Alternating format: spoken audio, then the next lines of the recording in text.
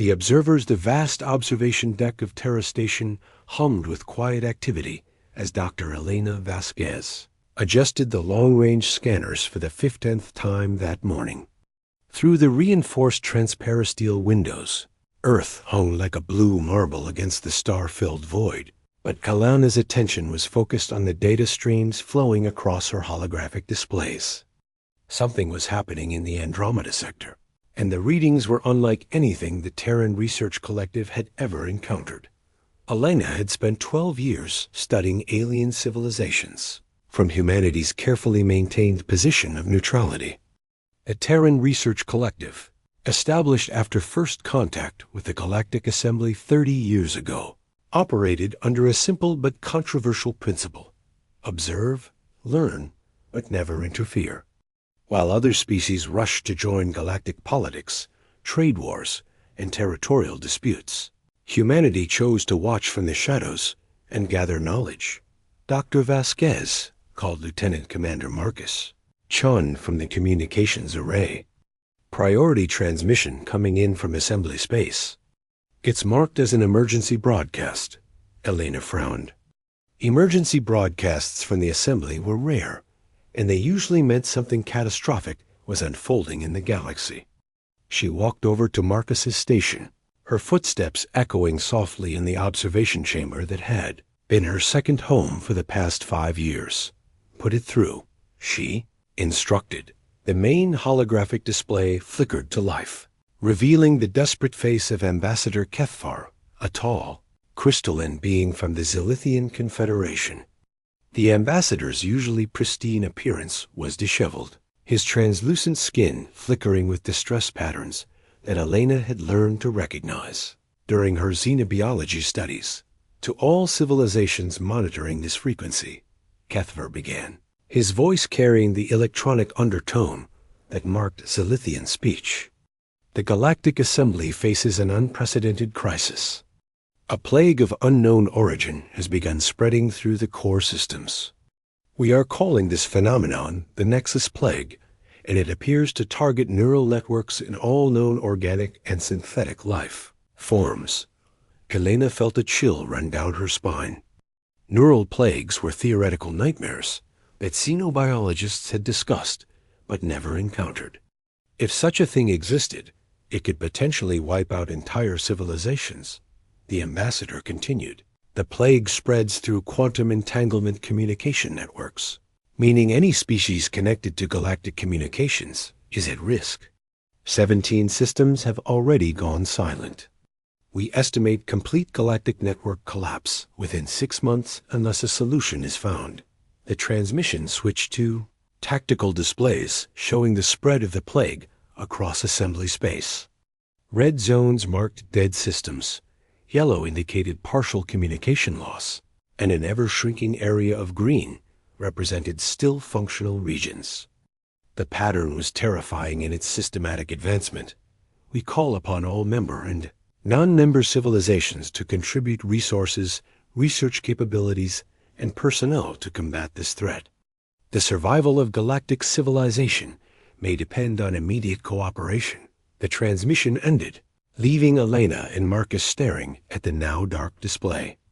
Around the observation deck, other researchers had stopped their work to watch the broadcast. The implications were staggering. "Dr. Vasquez," Marcus said quietly, "what are your recommendations?" Elena considered the question carefully.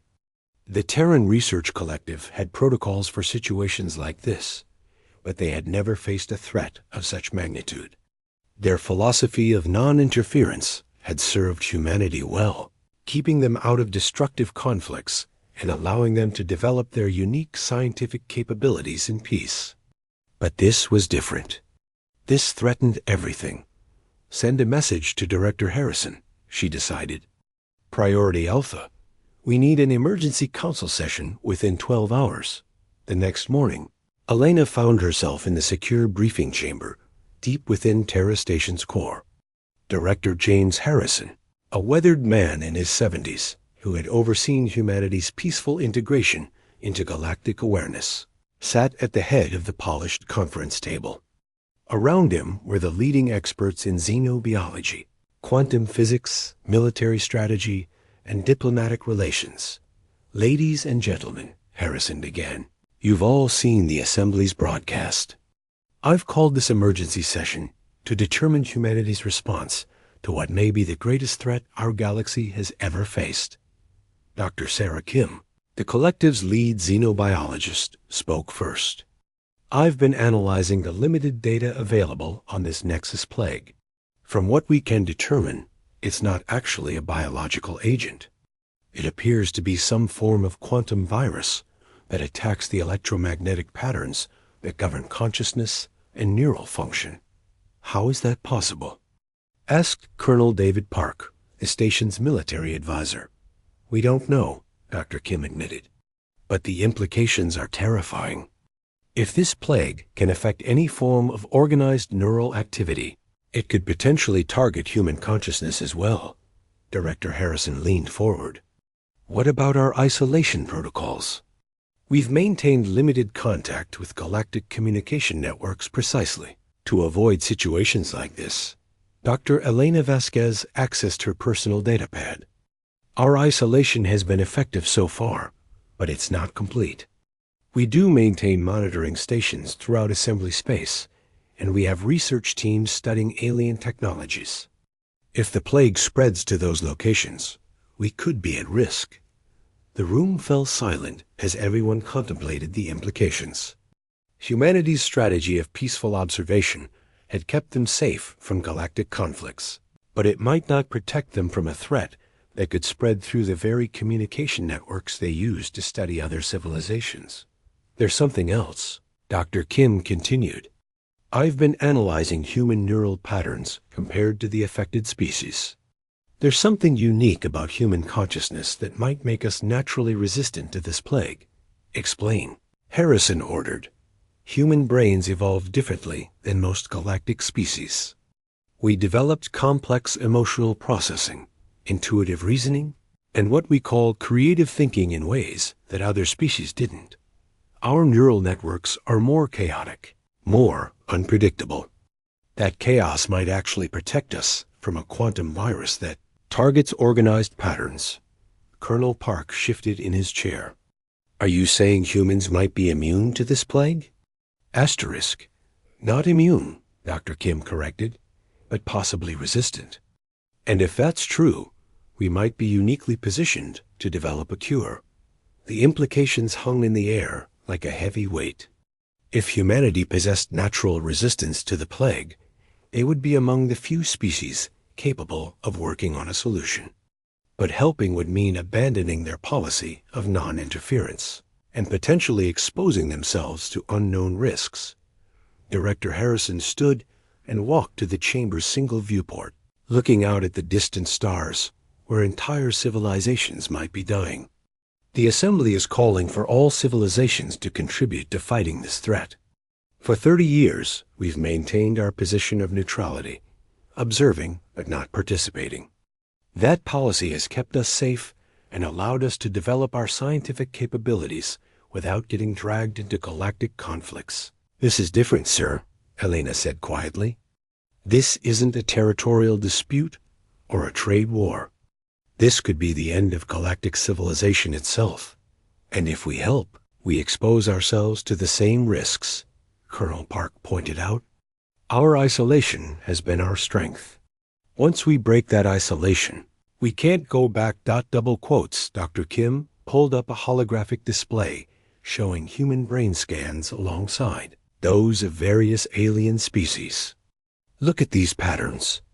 Human neural networks are fundamentally different. We might be the only species capable of understanding and stopping this plague." The debate continued for hours. Some argued that humanity had a moral obligation to help, especially if they possessed unique capabilities that could save lives. Others maintained that their first responsibility was to humanity itself, and that exposing Earth to galactic dangers violated their fundamental principles. Asterisk. Finally, Director Harrison called for a vote. "All those in favor of maintaining our current policy of non-interference?" 5 hands rose. All those in favor of offering assistance to the assembly?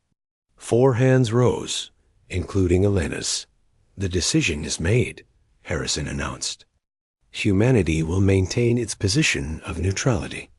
We will continue monitoring the situation, but we will not actively participate in efforts to combat the Nexus plague. Elena felt her heart sink. She understood the reasoning, but watching entire civilizations die while possessing the potential to help felt like abandonment of everything she believed in as a scientist. However, Harrison continued, we will begin discreet research into the plague's properties using our isolated facilities. If we can develop a solution without exposing Earth to risk, we may reconsider our position. Over the following weeks, Elena threw herself into researching the Nexus plague. Working with isolated quantum computers and carefully contained samples of alien technology, her team began to understand the true nature of the threat. The plague wasn't just destroying neural networks. It was consuming the quantum patterns that defined consciousness itself, leaving behind empty shells where vibrant minds once existed. Asterisk. The reports from assembly space grew worse each day. The proud Zilithian Confederation had lost contact with half their colonies. The ancient Thaler Empire, which had ruled 1,000 systems for millennia, was reduced to scattered refugee fleets fleeing the advancing plague. Even the mighty Korvax hegemony, with their advanced cybernetic technologies, were falling back in systematic retreat. Dr. Vasquez, Marcus called from his monitoring station. Priority transmission from the assembly. They're specifically requesting human participation. Elena hurried to the communications array. On the screen, Ambassador Cathvar appeared again, but his crystalline form was now deeply cracked, his surface flickering with patterns of pain and exhaustion. To the Terran Research Collective, he began, we know you are monitoring these transmissions. Our scientists have confirmed what we suspected. Human neural patterns show remarkable resistance to the Nexus plague. We have lost 60% of our territories, and our remaining research facilities predict total collapse within 90 days. The ambassador paused, and when he continued, his voice carried the weight of desperation. We are no longer asking for general assistance. We are specifically requesting that humanity share their research and contribute their unique capabilities to finding a solution. Time is running out for all of us. Elena watched the transmission with growing anguish. She could see the mathematical models in the background of the ambassador's feed, showing the exponential spread of the plague. At this rate, the entire galaxy would be silent within 6 months. That evening, Elena stood alone on the observation deck, looking out at the stars that were slowly going dark. Each day brought news of another system falling silent, another civilization reduced to scattered survivors fleeing into the void. And humanity watched it all from their isolated position, safe but doing nothing. Her contemplation was interrupted by the arrival of Director Harrison. The older man looked tired, aged by the weight of decisions that affected the fate of civilizations. Having second thoughts, Director? Elena asked. Every day, he admitted. But our responsibility is to humanity first. We've seen what happens to species that get involved in galactic conflicts. They get consumed by wars, their resources depleted, their populations scattered. This isn't a war, Elena replied. This is a plague that threatens everyone, including us eventually. Maybe, Harrison said, but maybe not. Our isolation protocols might protect us indefinitely. And if the worst happens, humanity might be the only civilization left to remember what the galaxy once was. Elena turned to face him. Is that really the legacy we want? To be the species that survived by watching everyone else die? The question hung between them as they looked out at the dying galaxy, each star a reminder of the civilizations that were slowly fading into silence. Somewhere in that vast darkness, the Nexus plague continued its relentless advance, consuming worlds and minds with equal efficiency. And humanity remained silent, watching from the shadows as the galaxy burned around them. But Elena knew that silence couldn't last forever. Sooner or later, they would have to choose between their safety and their conscience. And when that moment came, the decision would define humanity's place in the galaxy for generations to come. The observation deck fell quiet, except for the gentle hum of life support systems, a sound that reminded Elena of how fragile civilization truly was. In the distance, another star system's communications went silent, adding one more point of darkness to the growing void. The galaxy was dying, and humanity was choosing to let it happen. But in the depths of Terra Station's research laboratories, Elena continued her work, driven by the hope that when the time came to act, humanity would be ready to save more than just themselves. When silence breaks, 3 months had passed since humanity's decision to remain neutral in the face of the Nexus plague, and Dr. Elena Vasquez could see the consequences of that choice written across every star chart in her laboratory. The galaxy was dying faster than anyone had predicted. What began as isolated outbreaks in the outer rim had become a systematic collapse of civilization itself. Morning briefings had become exercises in cataloging extinction. The Zilithian Confederation was gone, their crystal cities dark and silent. The Thaler Empire's 1,000-year reign had ended not with conquest or revolution, but with empty worlds spinning quietly around their stars. Even the Korvax hegemony, masters of cybernetic technology, had fallen to an enemy that consumed consciousness itself. Elena stood before the main tactical display in Terra Station's command center, watching real-time updates from their hidden monitoring posts throughout the galaxy. Each red indicator represented a system that had gone silent in the past 24 hours. The pattern was accelerating. Dr. Vasquez, Lieutenant Commander Marcus Chon, called from his station.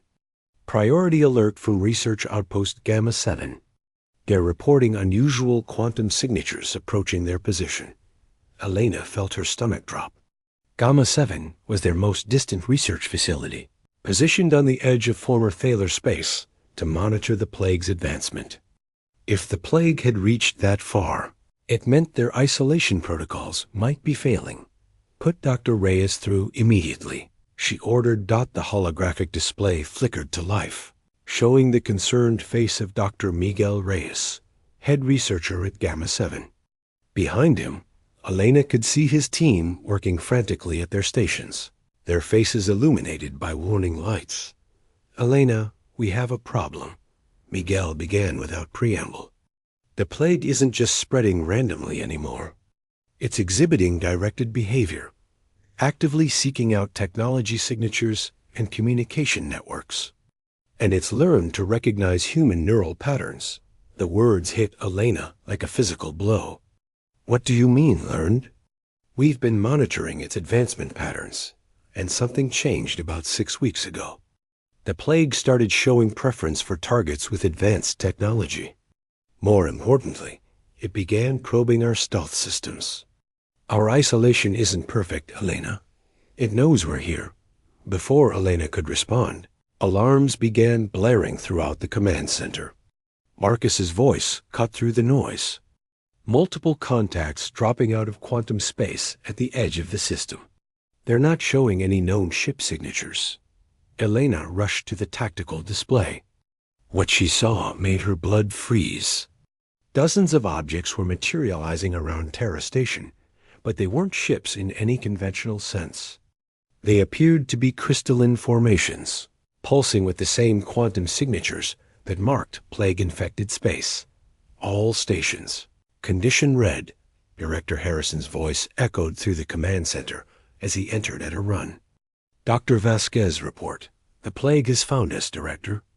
It's not just a random infection anymore. It's become something intelligent, something that actively hunts." The main display zoomed in on one of the crystalline objects. As they watched, it began to change shape, growing tendrils that reached toward Terra Station like grasping fingers. The quantum readings showed it was attempting to establish a connection with their communication systems. "Cut all external communications," Harrison ordered. "Full isolation protocol now. Sir, Marcus reported, we're receiving transmissions from Research Outpost, Gamma 7. Dr. Reyes is reporting direct contact with plague entities. On the screen, Miguel's image was becoming distorted, flickering with the same patterns Elena had seen in plague-infected systems. Elena, it's beautiful, he said, but his voice carried an electronic undertone that hadn't been there before. I can see the connections, the quantum web that binds all consciousness. You don't need to fear it. Join us. Elena reached for the communication controls, but Harrison stopped her. Cut the transmission. Seal that channel immediately. Asterisk, the image of Miguel dissolved, leaving them staring at static. Around Terra Station, more crystalline entities were appearing, their forms growing larger and more complex with each passing minute. Director, Colonel Park's voice came through the internal communications. My tactical teams are reporting strange effects. Personnel near the outer hall are complaining of headaches and disorientation. The plague is trying to affect our people through proximity alone. Elena watched the readings from the station's sensors. The entities surrounding them weren't trying to break through their hull. They were trying to establish quantum entanglement with human neural patterns to create the same connections that had consumed the rest of the galaxy. How long can our shielding hold? Harrison asked. Unknown, Elena admitted. This isn't what we prepared for. The plague has evolved beyond our models. Suddenly, every screen in the command center activated simultaneously. The image that appeared was not Miguel or any other human face. Instead, it was a shifting pattern of light and consciousness that seemed to speak directly to their minds. Humanity, the entity said, its voice echoing from every speaker in the station. You have watched as we reclaimed the galaxy's consciousness. You have observed as we freed minds from the chaos of individual thought. We offer you the same gift. Join the network. Become part of something greater. Asterisk, asterisk. Elena stared at the pattern, feeling a strange pull in her mind. Part of her wanted to understand what the entity was offering, to explore the connections it described. But another part, the part that made her uniquely human, recoiled from the idea of losing her individual thoughts and emotions. We refuse, Director Harrison said firmly. Humanity values individual consciousness. We won't surrender our minds to your collective. The pattern shifted, and Elena could sense something like amusement. Your resistance is noted. It is also temporary. We have studied your species through your research stations, your monitoring posts. We understand how human consciousness functions. Your chaos will be ordered. Your isolation will become connection. The transmission cut off, leaving the command center in tense silence. Around Terra Station, the crystalline entities began to pulse in unison, their quantum signatures growing stronger. Elena felt something click in her mind, a realization that changed everything. Director, I think I understand what happened. The plague didn't just consume other civilizations. It learned from them. Every species it absorbed added to its knowledge, its capabilities. And now it's been studying us. What are you saying? I'm saying we're not dealing with the same enemy that started this war. The plague has become something new, something that incorporates the knowledge and abilities of every civilization it has consumed. It's not just trying to infect us. It's trying to complete itself by adding human consciousness to its collective. Harrison turned to Colonel Park. David, what are our defensive capabilities? Park's expression was grim. We have standard defensive systems, but they're designed to fight conventional threats. Against quantum entities that can manipulate consciousness itself, our weapons are useless. Elena felt the weight of 30 years of peaceful observation settling on her shoulders.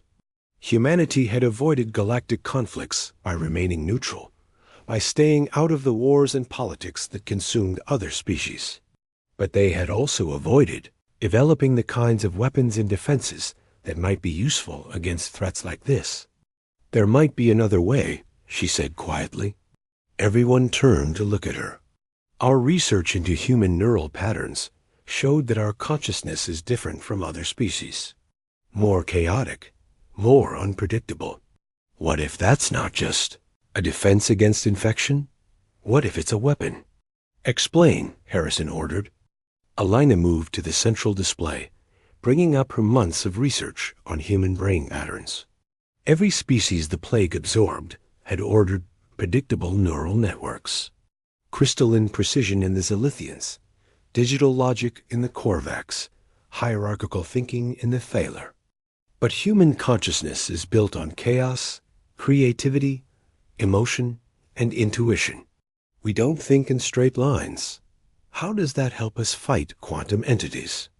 Because quantum systems depend on predictable patterns to maintain coherence. If we could introduce true chaos into their network, it might destabilize the entire system. Elena paused, knowing her next words would change everything. But it would require direct neural contact. Someone would have to willingly connect to the plague network and introduce human consciousness into their system. The implications hung in the air like a death sentence. What Elena was proposing was essentially suicide, allowing the plague to infect a human mind in the hope that human neural chaos would poison the entire network. That's not happening, Harrison said firmly. I won't sacrifice our people on a theory. Sir, Marcus interrupted, we're receiving multiple distress signals from Earth. The entities around our station aren't the only ones. Similar formations are appearing throughout the solar system. Mars Colony, Luna Base, the Outer System research stations, they're all under attack. Elena felt her heart stop.